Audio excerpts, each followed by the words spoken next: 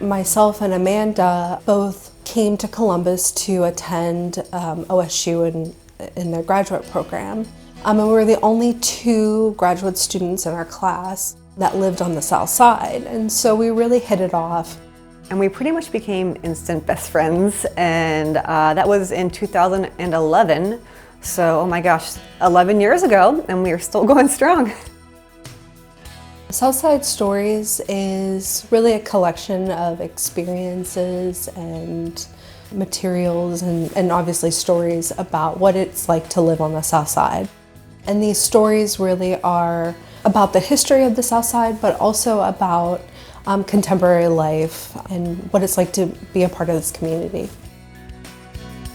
Our Southside Stories project has evolved quite a bit from the initial conception back in July of 2021. When we first imagined it, we thought it would be a newspaper that was very text heavy. We were hoping for 50 stories from individuals across the Southside area. But we found it was more difficult than we thought to get people to write stories. And that's asking a lot of people. People are busy. There's a certain element of trust that's involved in that as well. So we've now switched gears and have started interviewing people in person. The earliest stories that we've gathered are from people's grandparents or about immigrants coming to the South Side to work in the mills and the glass factories and things like that. And usually when you ask someone about their story of the South Side, that's where they begin, right? They want to tell the history of their family and what brought them to this particular place and how that's kind of shaped their lives and their stories. I think what surprised me the most about working with this project was how much I didn't know about the South Side, about the history of the South Side, about all the little hidden gems in this community. And when we do tell people that we're working on this story about the South Side, they're really excited and they're really, proud about the South Side roots that they have. Such a great graphic of Columbus, Ohio in the middle of the earth. Yeah. I think a lot of the times when we're interviewing or talking to people, it's sort of the mundane or the ordinary events that stick out, and that they get talking and they're so excited to tell this story about their mothers singing at planks, or about walking on the street and being remembered by their name. We're not reporters, so it's not like we're asking a direct question. We're asking kind of just tell us a story, right? And it's not easy to think of something that is interesting right off the bat. So it's like having a conversation or a dialogue has been the most interesting part of this project. I love that seeing the individual people and thinking about what their South Side story would be like. Right.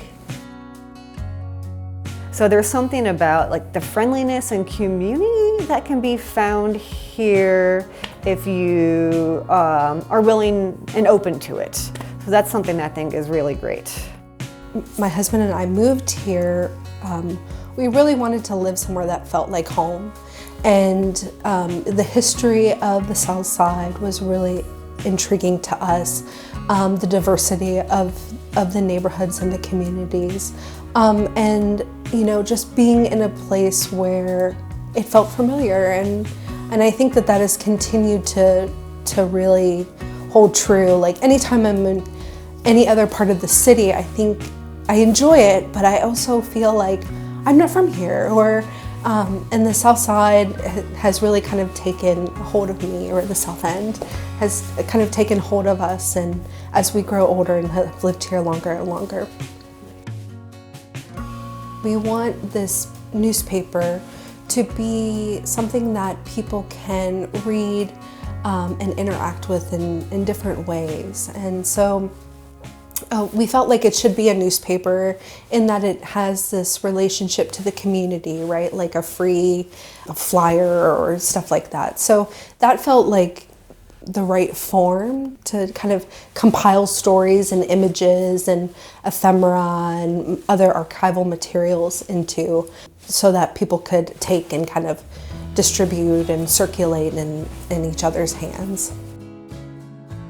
I think that you know, not being a reporter, being an artist, and trying to really think about it from different perspectives, and like allow something to be like an object, and not just be information, right? To be an object that's visual, that's interesting, that can be given to their kids to look at, you know, to the grandparents to read about. And we hope that by compiling all this information and all this visual